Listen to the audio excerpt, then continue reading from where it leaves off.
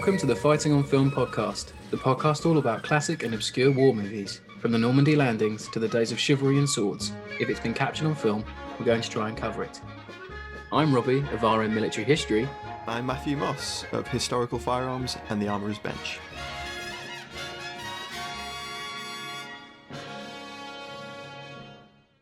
Welcome back to Fighting on Film, everyone. Me and Matt are back with another episode today. And we are going to be remembering the great Sean Connery, who unfortunately passed away earlier this year. At the fine old age of 90. Yes, he had a very long run, bless him. And we thought we would take a look at one of his lesser-known films and lesser-known war movies with 1965's The Hill. And it's directed by Sidney Lumet, who is astronomically famous for directing movies such as Network, Serpico, Dog Day Afternoon, 12 Angry Men. So, Matt, do you want to tell us a little bit about the plot of the film and the production, things like that? So, basically, The Hill is a film about a British Army military prison in North Africa during the North Africa campaign. And we don't get a specific date, but we think it's probably 1942, 43, sometime around then. Yeah, could be. There's no indications in sort of dialogue about, what's going on at the time, but we know that it's in North Africa, and the prison is sort of where all of the petty thieves, malingerers, people have gone AWOL. Yeah. Most prominent offender to arrive at the Hill, the prison, is Sean Connery playing Joe Roberts, who is a recently broken Sergeant Major from, I think it's the Royal Tank Regiment, and the word has gone out through the army. I think we get that kind of feel that people have been talking about the case where he's basically refused to go into action and then struck an officer, and it's been like a very prominent court-martial. Yeah. And we get the RSM and the staff sergeants discussing that this chap's going to be arriving. He has a reputation. He does. His reputation basically precedes him. And before that, though, we get like a sort of like panning shot of the actual prison itself and the eponymous hill. Yes, the hill of the title. That's it. That shot is just it sets the whole movie up. You feel the heat. There's a man goes up the hill and he doesn't quite make it and he collapses and he rolls back to the bottom. Yeah, and the men get doubled out to go and grab him away. And you're like, oh God, this part of the hill is going to be so important to the film. Yeah, it sets the tone for the whole film. Definitely. You have this constant background of men doing PT and drill. Yeah.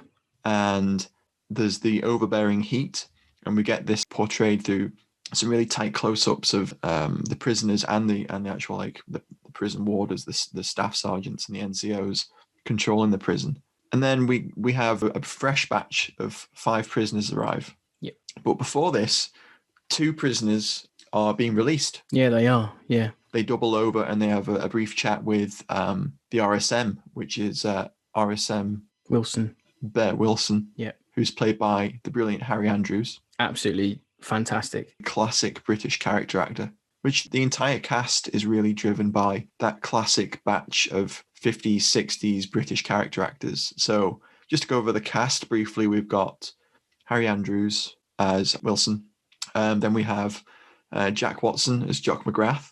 And Jack Watson's been in dozens of films. He was Sandy in The Wild Geese. Exactly. Which, automatically makes him an absolute hero. We've got Roy Kinnear. He always brings like a wry comic side to his part. He's like a cheeky chap, isn't he? Yeah. Definitely. Sir Michael Redgrave, who, has been in so many great films. Mm-hmm. And then we have Ian Hendry and Ian Bannon, who are a pair of competing staff sergeants. So they're subordinates to Regimental Sergeant Major Wilson, who basically controls the prison. And we have these 2 staff sergeants. Williams, played by Ian Hendry, is a new staff sergeant, isn't he? Yeah. He's a new arrival. And at the start, the RSM goes through the sort of job role a little bit with the staff sergeants. No one's going to give us any medals here. One job is just as important as the next. This is my show. Don't step out of line. Do as I say and you'll be okay, sort of thing. And then he dresses down these 2 lads that are getting sent out. And he's like, "Oh, but you're soldiers again now. You're almost like saying, oh, you're good boys now. You did what you were told. Now there's good lads. Off you go." Yeah. Interestingly, all three of them have like different approaches, don't they? Wilson is the RSM. He's about, you break men down slowly, you build them back up to soldiers again. You've got Harris, who is let them be in the prison, that's enough sort of thing. And then you've got Williams, who is like this sort of stern, horrible man who's just loving every minute of being able to like manipulate and twist and destroy these men and genuinely physically break them. And that's sort of his arc is what leads the film's plot, really. It's a weird film, isn't it? Because it is. No one is the central character, even though Connery is the name. It's not really about him, and it doesn't become to be about him until the last half hour. Yes, that's true. I would definitely agree with that. There is no plot until the last half hour. The three most key characters are the RSM and the two staffs. Yeah. They're basically, it's a power struggle, but you don't sort of realize it's a power struggle until probably the midpoint of the film, which is interesting. Yeah. Initially, you feel like it's just a matter of these newly arrived prisoners basically surviving the prison. And their crimes as well. The crimes of the other four blokes, apart from Sean Connery's, like Sean's crime is probably the most criminal thing out of the lot of the... It's definitely the most serious, yeah. They're sort of non-crimes. Yeah. But then the film sort of, it presents you these men and it's like, well, they haven't done anything that bad. Does it fit the punishment? Because the minute they're sort of in there, they get doubled up the hill. And like you're thinking, oh my God, like this is awful. This is torture, and you've got Williams is standing there loving every minute of it. Yeah. The sort of, it turns, doesn't it? The sort of, oh, you're going to love it here. You're going to like do as I say from the RSM Wilson. And then it's immediately to Williams just being like, I'm going to break these men and make them nothing because I'm everything. It's like little power trips. The whole movie's like power trips. Yeah, it's definitely a power trip. And with Wilson, you kind of get the feel that he's trying to be firm but fair. That's it, yeah. He even has a bit of a joke. There's a bit of like soldier's humor with the new arrivals and with the two men that are leaving. So, he's portrayed as initially at least being, fair.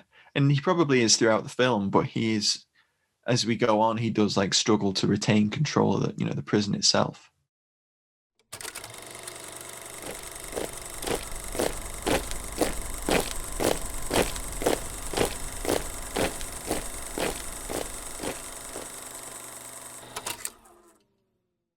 So I suppose we should sort of describe the hill. Yeah, we should, in case anyone listening hasn't seen it. So the film is 123 minutes long.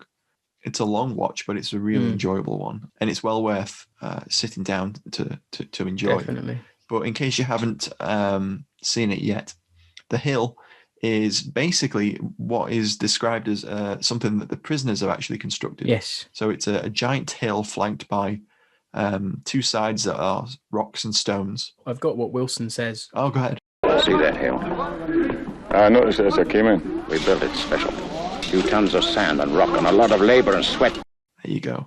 And on set, it was like a fiberglass, so not fiberglass. It was a sand hill built up on rocks. Yeah. Williams late at night goes up and down it. It's shot from him going up and down from the middle of the hill, and you can see like genuinely like it's steep. It's very, even if the movie wasn't a movie, you'd struggle to get up there. Yeah, it's steep and it's sand, and if you've walked through loose sand, you know how unpleasant sand can be and unstable. Yeah, especially in ammo boots. So getting people to double up and down that in boots and kit, that's not fun. So I found out that the hill was made up from using 3,500 meters of imported tube steel. My word. More than 60 tons of timber and stone covered with sand. So they must have built like a scaffold and then basically packed it out built it up, yeah, with timber, stone, and sand. Amazing, really. And that's the focal point of whenever you're outside of the prison. It's really imposing.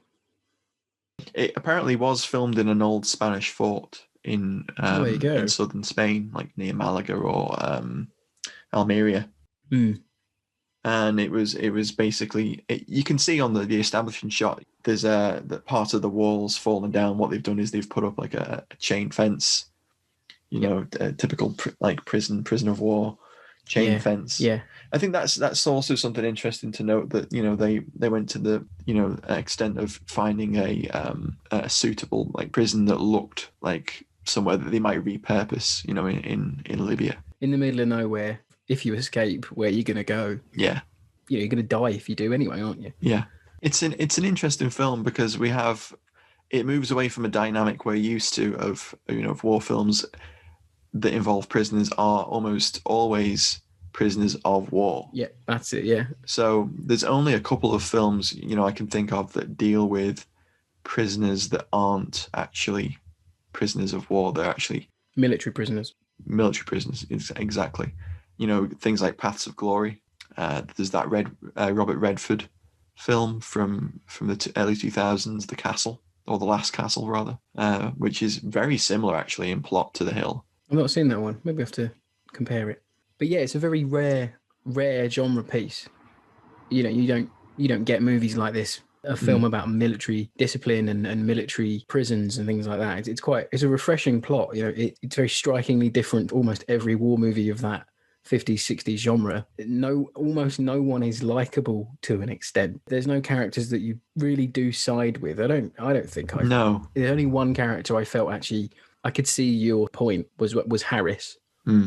Because he was trying to show a bit of care. Yeah, a bit of compassion. But even then, he was part of the system and was doing what he was told and was being mean when he shouldn't really have been being mean. A really odd film in that regard. It is, and it's very much a character film in that there's not a huge amount of story. It's just the story of Sean Connery and the other prisoners, you know, arriving at the prison and surviving. That's it. Or, you know, in the face of adversity. Yeah. But then there's also the plot of the power struggle between the senior NCOs at the prison, and, you know, the way that all unfolds. I mean, we don't really see any officers other than Michael Redgrave's character as the medical officer, the CMO. Yeah, exactly. And we briefly see the camp commandant. I think it's very interesting that every time we see the camp commandant, he's paying a prostitute. Yeah, he's getting out of bed. You know, and there's a scene. Yeah, exactly, and just hands her a fiver. Yeah, it's hilarious. And there's a scene where he keeps the entire prison waiting for like the weekly inspection. Yeah. And, you know, they're all stood in the baking sun. And, you know, there's loads of these great close-up shots of the sweat pouring down their faces. You know, they're all stood to attention, waiting. And it's not just the prisoners. It's also, you know, the staff. Yeah. They're all there, stood waiting. The heat is like a big. It's a common element. It's a common element, isn't it? And you know, I'm so hot. You know, you can hear flies buzzing around. You don't never see them, but you can hear them buzzing around. Yeah. Prison cells, and you know, you get this sort of the bake heat sort of noise, and it's very atmospheric. It's a very atmospheric film. One of the things I read about when I was doing some research about the film is that they recorded the sound more or less live. Oh wow! So you get a lot of that drill that's going on in the background, and that's one of the complaints audiences had, especially in the US, because apparently they struggle to understand some of the regional dialects and accents. Oh right, okay. So, you know, like Sean Connery's Scots accent, and, you know, I think they struggle with McGrath as well. Yeah. And Robert. Robert. And he sort of has that sort of like mumble. Yeah, he does, doesn't he? And I think the producers of the film. Listen out to how you, Roberts. It's like proper. Exactly. And it's like he's in a Yorkshire tea ad, bless him. The studio wanted to actually put subtitles or overdub it with American accents. No. So that American audiences couldn't understand it. In Europe, apparently, it fared much better because it was all subtitled anyway. Oh, fair enough. Yeah. So they could read it and understand it. You know, it did very well in Europe and very well in the UK, but it sort of didn't take off in the US because of the accents and probably some of the, you know, the background noise getting through as well. I didn't think that was an issue. I thought the background noise and, you know, the live audio added to that, you know, that it was atmosphere. It was like the atmosphere of the you know, the music. We talk a lot about it on this pod, like the atmosphere and the mise en scène and the sound design in these war movies is really important. And this is one of the movies that really gets it right. You can't rely on an explosion or a crack of a gunshot. You have to have completely different noise and sound effects for this movie to work. And people sort of doubling everywhere and the smash of boots on sand and like people stamping their feet when they stand to attention, and the drill and things like that. That's what come through. But to hear that American audiences didn't enjoy that, for me, is sort of they didn't understand why it's there, because it's all there for a reason. Plus, it was in black and white. Yeah, and that didn't have to be at all. No, but it really helps because that old stock black and white film reel. It's very atmospheric in and of itself. Every single little crease of a man's uniform, exactly, things like that, it picks it up, and it's all for a reason.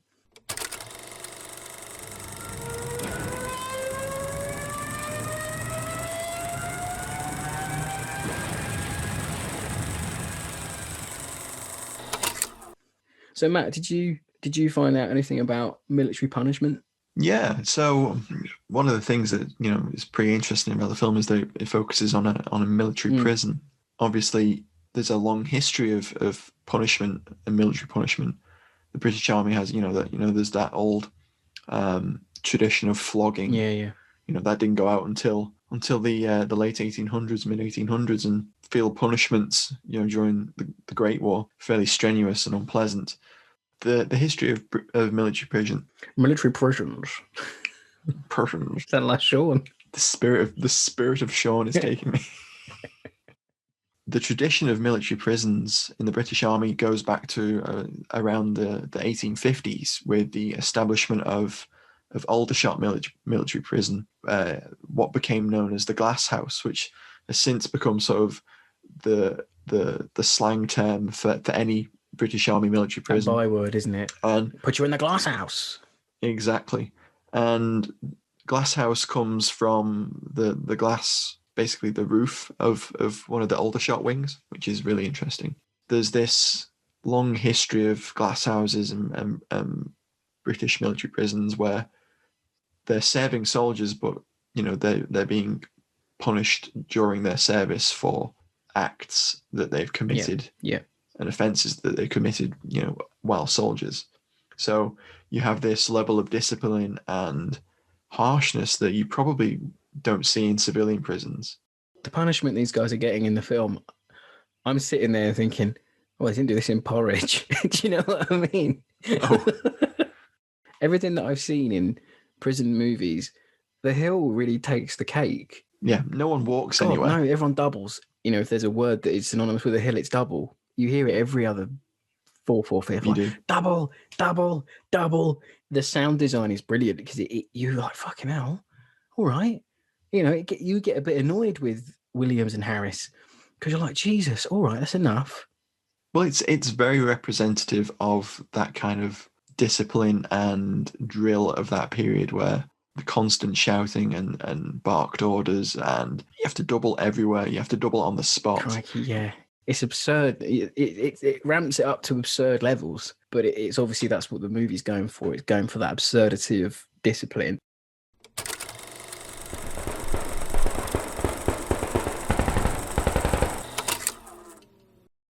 Connery's character is accused of refusing to go into action in the face of the enemy. That's it. And striking an officer. And we learn that, but we don't learn the reasons behind that until much very later on, further into the film. Yeah. So where they're wondering, is our hero, because he's the big named actor, is our hero an anti-hero? Has he really done this? And why did he do this? Definite anti-hero for me. Even though it's Sean Connery, as a character, there's not a lot of redeeming qualities for him, because later on you hear that he didn't go in it with his tank to this action, but all of his crew did, and they were all killed. You're a coward then, but you're not a coward. Well, that's definitely how he feels. Yeah. He didn't go in because he was under arrest. Oh, right. So he has this sort of like guilt trip. That's how I understood it anyway. I mean, I'm like, oh, okay. I thought he was like, well, they went in and I didn't. I don't know. Well, it gets revealed, doesn't it, that the officer was ordering them into a situation that was basically suicide, and it definitely turned out to be the case. But Connery refused to lead the troop in. Eventually, struck the officer and was put under arrest. He said he blacked out, didn't he? And the next thing he knew, people were grabbing him off the major. It conjures up an image of Connery absolutely leathering this bloke. And that, I think, the blackout sort of perhaps leads into the struggle that Connery's having, because in one of the most climactic scenes of the film, he basically confronts the RSM. Yeah, that's a fantastic scene. It's a brilliant scene. He is arguing that soldiers can't be tin soldiers fighting and operating by the book. There's a great line where he says, this isn't Queen Victoria's army anymore, It's all wrong. Queen Victoria's dead. Exactly. Yeah. There's that clash of ideologies, whereas Connery had previously held the same values as the RSM to a degree.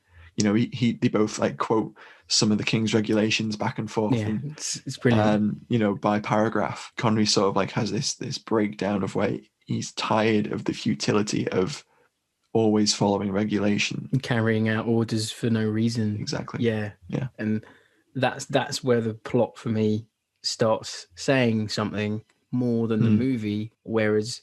Because this comes out in a time where the British Empire is declining and the retreat from empire, exactly. So post-colonial phase, and I think Sean Connery might even say something like that as well. He mentions the empire isn't important as he does. Yeah, he sort of mocks the idea of it being for king and empire, and you've got Harry Andrews' RSM is the archetypal sergeant major. He just looks like he would batter you to death if you didn't stand to attention the right way. He would absolutely berate you. He's the walking equivalent of the King's regs. Yeah, he's he is like a personification of rules and regulations, isn't he? Him and Dickie Amber out of Guns at Patazi would just absolutely get on, wouldn't he? You'd see him in the mess. Oh God, yeah. He even drinks whiskey as well, which I thought was hilarious. Yeah, they both drink whiskey, which is brilliant.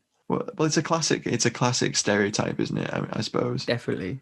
One of the interesting things about the RSM character is he knows he's never going to win any medals working in a military prison. Yeah.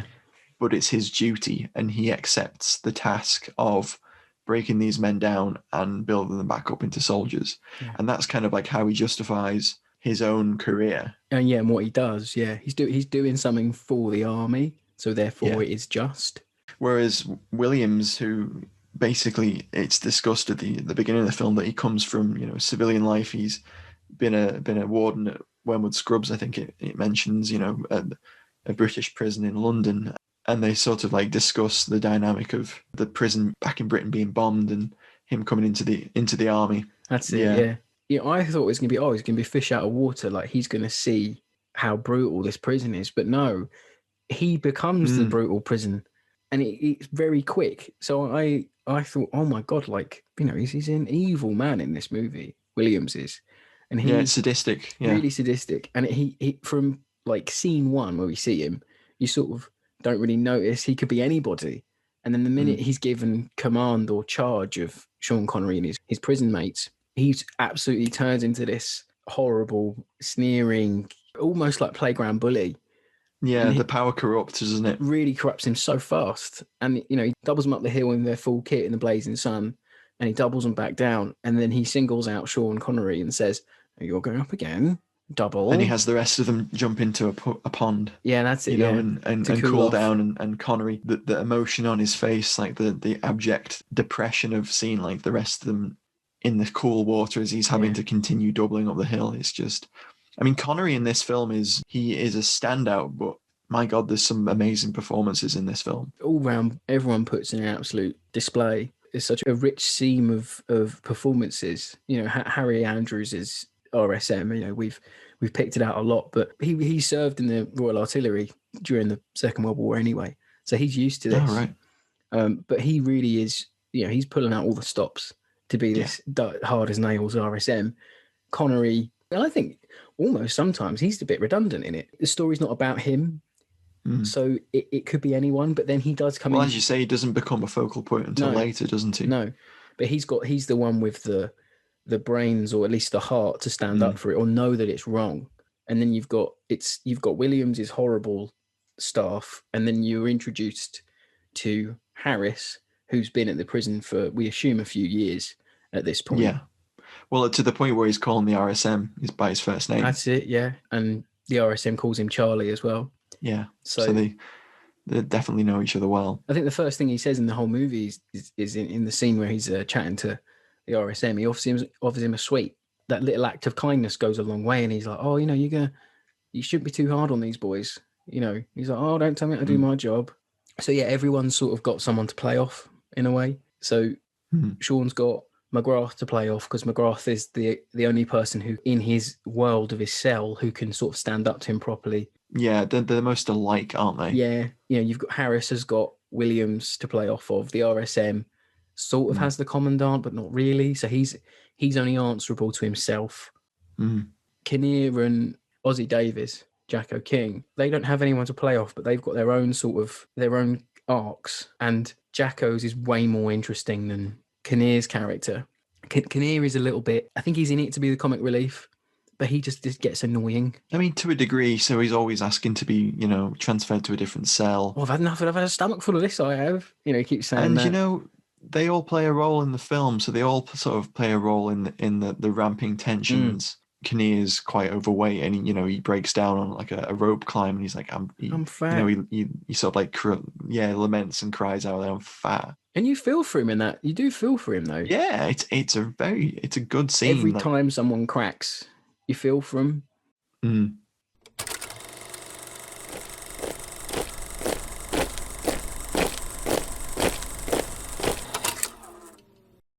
Maybe we should talk about the last half hour. Spoilers. If anyone's not seen the movie, go watch it now. We haven't really spoiled anything up till now. We usually would talk about favourite scenes. Yeah, it's difficult to pick a standout scene. It isn't like Theirs Is the Glory, and it isn't like a Trench 11. It's not one of those kind of films because the plot doesn't lend itself to enjoyment almost. You enjoy the movie, but you're not enjoying what these men are going through. But I think if we single out the last half hour where actually the plot happens. From the moment when Stevens finally collapses, I think that's a really fascinating scene all on its own. He's almost picked out because he's a nobody. He's the weakest, I think. I think that's why he gets sort of like singled out. But even at the start, the RSM says, "Do as you're told. You don't need to. You shouldn't be here. Do as you're told. You'll be fine. Get out of the army. Get out of the army. Yeah, as soon as you can." And then they've had a really hard day of being doubled up the hill. Not a lot of water, not a lot of food, things like that. Everything they sort of need to survive is sort of given to them in drips and drops. They don't get enough of anything, these lads. To the point where they're sort of like when they go out to like collect their rations, they have to double across the yard. Yeah. And their food's sort of like jumping out of their canteen tins. Yeah, that horrible looking stew they've got. Oh God. Yeah. But even then, there's that bit. Sorry, it's just there's great bits with the sergeant major again. He goes, "Everything okay with your lunch?" to Kinnear. Have you got enough bread? And he says, "It looks a bit light, sir." And he gives that. He get him to weigh it and cuts a bit off. Gives it back to him. There you go. There you go. They pushed a breaking point. They really pushed a breaking point, and they're all having like a chat about how it is in the prison. And there's this really, really bright light in their cell. They think it's the sun because they've gone delirious. And Sean's like, "It's not. It's a Gestapo lamp." That's my great Sean Connery there. And he's like, they've got you where they want you because they've broken you already. We've only been in here like a couple of days. Yeah. Like, what the hell sort of thing. He's amazed that these men have gone mad in the space of time. And Stevens is he's like, "I can't do it. I can't do it anymore. Oh my God. And then he's just sort of like staring into a wall, isn't he, at that point? He's absolutely gone crackers. And then Roy Kinnear, sort of his character, starts giving drill orders because, they recognize that they think it's a joke, they think it's funny. Sean doesn't. They think that obviously Sean doesn't know, he's just lying there, but he does laugh once. They all start laughing once Kinnear starts barking orders, and poor Stevens sort of like starts doubling around the cell, about turn. Yeah. Like marching on the spot, and eventually he collapses and dies. His death starts the real story in motion where Sean Connery wants to pin the death of Stevens on Williams because Williams was pushing him hard. There's a scene previously earlier on in the film where Stevens gets picked out because his kit doesn't look right in the inspection because he's been rubbing it on the cell wall to make it more white. or something. Yeah, basically his kit's dirty from the day before, and he's so exhausted he can't clean it. Yeah, that's it. Yeah. So there's sort of like an interesting moment of leadership where Roberts basically takes over and, directs McGrath to help him clean the kit by rubbing it on the whitewash. Becomes like a poor man's version of like Blanco. So he gets singled out. Williams doubles him up the hill, and in his gas mask. Yes, that's a hell of a scene. He puts it on, and you get a shot through the respirator's eye. The cinematography of that bit is brilliant. And you hear the heavy breathing and him going up and down, and you just say, oh God, this guy's going to collapse. He's going to die. You really feel for him, but he doesn't die. He just cracks. He does not at that point. He's cracked him. Williams wants these men to fear him. Fear is like this big theme in the whole film. You fear the RSM, and you fear the staff, and you fear the heat of the blazing sun. You fear the hill. It's evil, isn't it? Yeah, it's the fear of discipline, isn't it? Consequences of actions, etc. But none of these men have done anything to warrant them being broken to the point where they're going to die of heat exhaustion. No one cares if they do. No, and that's the thing. So the Michael Redgrave's CMO, the medical officer, he's basically just phoning it in, isn't he? The one of the great scenes at the beginning of the film is he has each of the new prisoners in to come and see whether they're past fit for punishment. A1 fit for punishment. Yeah, exactly. And and that basically boils down to just dropping their trousers and turning on a lamp, doing a 180, and that's how he examines them. Connery goes, "Where are you sending me? The stud farm?" But and then he goes, "Oh, anything I should know about?" And he goes, "Well, I wouldn't boast if I did." And then he's sent out for rigorous punishment. No one cares enough, do they? Apart from the RSM. No. And that's where it's wrong. So Stevens, singled out for all this horrible punishment, drops down dead in the cell. After that, it really sort of hits the fan, didn't it? Yeah, and the film ramps from there. And what I thought was interesting about that scene where, they're all laughing and Kinnear's getting him to double around the cell and shouting orders at him like one of the NCOs, is they're all kind of responsible for his death. Yeah. Obviously, Williams is responsible for, breaking him and causing him heat stroke and pushing him to the point where a few barked orders in a cell were enough to kill him. Yeah, I think it's a heart attack. I assume he had a heart attack. Yeah, he just collapses, isn't he? It's just, it's just very obvious that he's dead. Because we get like a close up of his face, and Connery checks him, and he says he's dead. And from there, it's sort of all about using Stevens's death to prove that Williams is being a complete tyrant. So after that, they cut. You've got Williams and Harris and the RSM at this local bar, and they get sort of taken out. Williams just doesn't care. You can tell, you can see he's fully aware that he'll probably get away with this because he doesn't see that he's killed this guy. And obviously, from the viewer's point of view, you could argue that Harris didn't kill him. It was his cellmates who were trying to have a bit of a laugh at his expense. But from what Williams has done to the guy, he has killed him. Then from that scene, it's this big sort of scene in the cell block where all the guys, Stevens, they all start chanting his name, don't they? Yeah, the mutiny, more or less. Mutiny sort of thing. And that is where the plot is sort of based, because this is where the allegation of murder is picked up on. It's quite complex, isn't it? Very complex, yeah. The RSM is trying to keep a handle on things and cover it up. Basically, and he's making everything vague. He's asking, is there any blood on Stevens? Is there a bullet wound in Stevens? Did anyone see Harris physically murder Stevens? Well, that's what he goes. He goes, bullet wounds, marks, or abrasions. I'll take you to the commandant and you can all speak freely. Well, this is it. He's using the book. Yeah, the KRs, because I'll have you. Yeah, he's trying to trip them in it. He's telling them they can do all of these things freely. But the commandant's not going to believe you. Yeah, because he's mine. Yeah. He's in my pocket.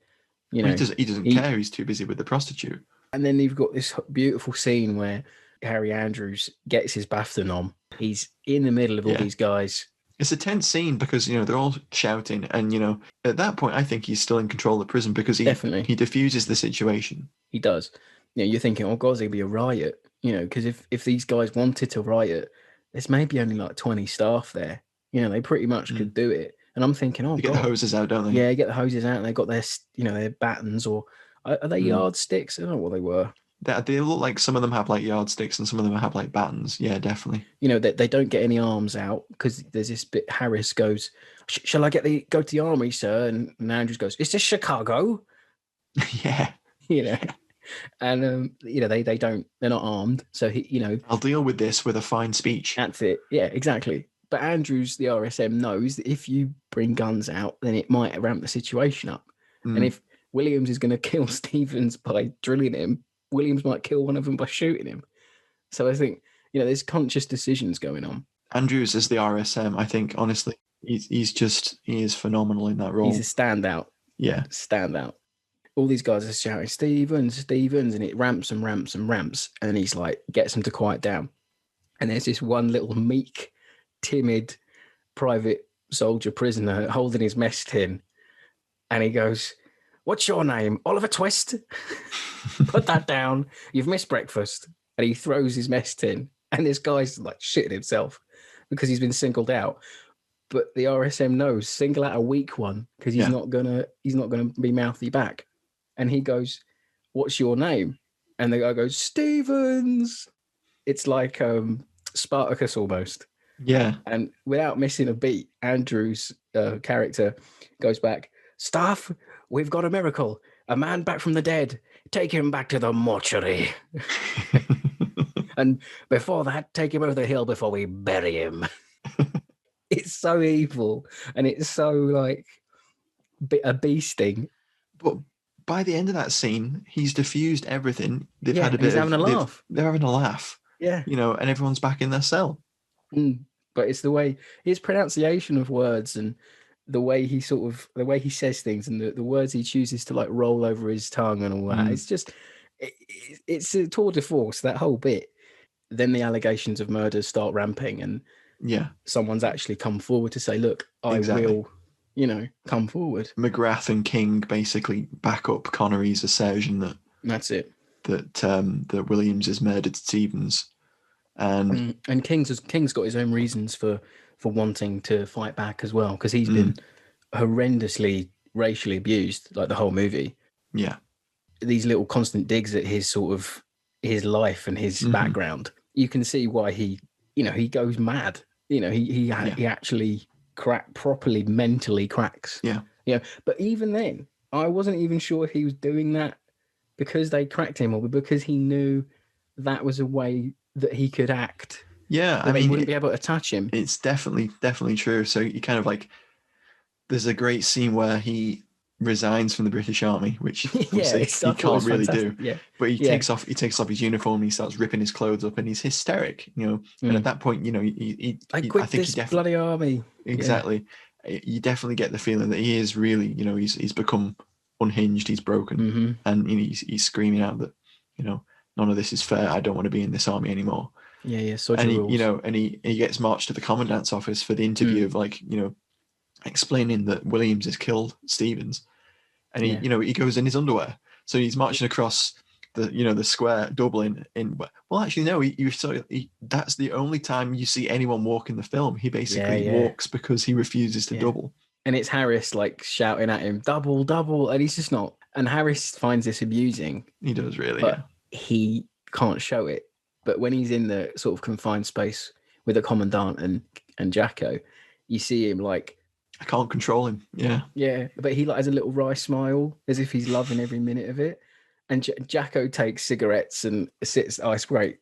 Yeah, he does. He's sort of like he's in his underpants and he's sat on the commandant's sofa, smoking one of his cigarettes, and he's I like this brand. Yeah. And the commandant's like in complete and utter shock about what's going on. And then there's a flip change moment where King basically turns to him. Jacko King goes, "And don't forget, Williams murdered Stevens." And then he just sort of like saunters out again. Yeah, and the commandant's like, what? Because at that point, the commandant doesn't even know that someone's died. Doesn't even understand anyone's died. Yeah, and the RSM's gone to sort his funeral, it's Stephen's funeral, but even the commandant doesn't even know. No. So it's this other layer of like, well, who's in command? After Williams is sort of trying to cover his own back and win sort of personal battles with Sean Connery's character, and Sean gets brutally beaten by Williams and a couple of others. He lures him into a fight, doesn't he, by saying he'll fight him one-on-one in like in the solitary cell. Turns around and there's two other screws with him, and they pin him to a wall and they beat hell out of him. Beats into a pulp, almost breaks his leg, breaks his foot. And that becomes one of the cruxes of the story. So that they're trying to get the medical officer to send him to a hospital to get him out of the prison so that he's safe from Williams. Because there's a very real likelihood that Williams will somehow find a way to kill him. Yeah, getting Sean out of the picture will enable him to go and report all these people. So they don't want him leaving. Williams trying to say, "Oh, he's fine. Nothing happened. He fell over or whatever." You've got Harris trying to go, "Look, you're the medical orderly. You outrank everyone here." Well, yeah, he's a captain. He's a captain. Yeah, it's like the medical officer's forgotten that he's a captain. Yeah, it's weird. He's sort of like in a daze, isn't he? Really, and he's just clearing people fit for punishment. Because he's always like, "Oh, it's too hot. It's too hot. I've had enough of this." He does mention on at least one occasion where it's like it's too hot for the prisoners. You probably shouldn't be doing that. Yeah, it's totally. No one cares, do they? No. He doesn't speak up for himself until the end, and he's there facing off with Williams, and he's demanding that Connery be ready for an ambulance and taken to the nearest hospital. Yeah. And the RSM has a sort of face off with Michael Redgrave's medical officer as well about that, and that's the scene where the power struggle comes to the fore, and Harris, the kindly staff sergeant, basically says, "Listen, Bert, RSM Wilson, you've not been in control of this prison for days. It's Williams. Williams has taken control." Yeah. It wasn't until that point I didn't really twig that was what was going on. I didn't see it either. Because that whole powerful scene of the RSM breaking up the mutiny, that struck me as he's still very much in control of this. But I suppose you could say that the very fact that a mutiny occurred showed that he'd lost control because of what Williams had been doing. Williams sort of tries to blackmail Redgrave, doesn't he? Yes. Again, well, you passed him fit for punishment. All I was doing was punishing him. It's you that did it. And the RSM's kind of shocked by this, I think. Yeah, he's sort of looking at Williams as if to say, like, "You cheeky bastard." Yeah. But then he sort of has to go along with it. Yeah, for like saving face. And then Michael Redgrave twigs and goes, "This is blackmail. How dare you?" Yeah. Now we're sort of seeing that everyone is trying to cover their own backs apart from Redgrave. And he says, "Right, I'm going to send for an ambulance. We're going to get you out of here, Connery." He goes away. And then you've got Williams and Andrews' character. They have a bit of an argument. The RSM nearly strikes Williams. He does. No one gives me orders. No one. And he raises his cane at him. I think that's the moment he realizes that he has lost control. Williams is almost like he wants him to hit him. He goads him into it, and you can tell Williams's character out of the film must have been this sort of like jumped up little Napoleon sort of man who feeds off bitter energies and things. Everyone's mean in this movie. There's no nice people. No. It's such a weird film. And then there is no plot until that point. No. The film should almost start there, shouldn't it? It's such an odd sort of, it's like a day in the life before that moment. It is, yeah. And all the while Sean's witnessing all this. And he says, "Look, I'm going to put all of this in my report." He's pretty desperate at this point, isn't he? Very desperate. Yeah. You can hear it in Connery's voice. He's like, I'm going to report all of this. He's like... He hates the army by this point. He's had enough of being in the army. He's completely despondent. And, when the medical officer goes off to organise the ambulance, he feels like he's won. He finally feels like he's won. And there's a point where the RSM, after that altercation with Williams, leaves to go and help organise the ambulance and inform the commandant of what's been going on. That's it, yeah. And basically McGrath, Jack Watson's Jock McGrath character, and Ossie Davis's Jack O'King set upon Williams when he goads them. Yeah. And Connery just looks on, completely despondent and desperate for them to stop, because he knows if they continue to beat him, then they've all lost. Yeah, there'll be no case, because they're all going to automatically side with the prison staff. Yeah. And I can totally get why Sean is sort of, he's like, please stop. And the end of the movie is Sean. There's this low sort of shot of Sean Connery's face, and you can just hear the beating going on in the background. Yeah. And he's just so despondent. Yeah. And he's like, please, we'd won.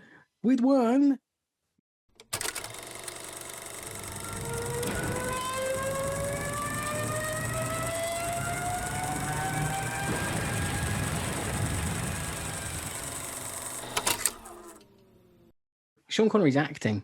He actually acts in this movie. Yes. And that's one of the reasons he took the film, isn't it? You know, he wanted something to stretch his abilities as an actor rather than just being known for Bond. The Hill definitely does that. It's a fascinating character piece that brings out a hell of a lot out of all of the actors involved. And you get this, you're sort of following this brief story of probably like over a couple of days, isn't it, really? Yeah, I think so. And the brutality comes through, and, you know, the despondency of the prisoners in the face of this brutality becomes so much that they have to say something. They have to try and do something. Yeah. And when they're finally on the brink of winning, you know, and proving that this sadistic staff sergeant has been cruelly treating them and has led to the death of one of them, that slips away from Connery. And in his face, you can see that slip away.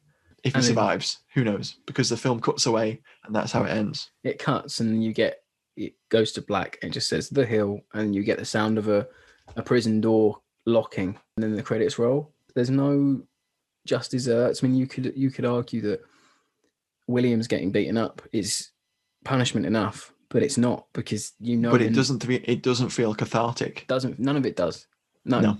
And that's the thing with Lumet's films, or the ones that I've seen anyway, where I feel like you don't get a just desserts with Lumet movies. You know, at the end of The Hill, you're like, what happened? Tell me. Like, I need to know. There's no resolution. Yeah. Basically. None at all. But it's a phenomenal film. And it, you know, it's a testament. It's a testament to all their acting abilities that they carried this character piece to a point where you're so invested. Definitely. And it's a sort of, looking back now, you know, such a shame and sad that Connery's no longer with us, because over the last few weeks, I think a lot of us have been watching Connery's movies that aren't Bond. Yeah. And actually, he'll forever be Bond, but he was so much more of an actor. He's so much more. And in movies like The Hill, he really, really shows his acting chops. And he's really talented. And he can show, you know, he's not just this big imposing Scottish man. He's actually quite a nuanced actor when he wants to be. Yeah. Because there are moments in The Hill where you feel like he's a completely different person. You know, he is Joe Roberts who beat up his CO.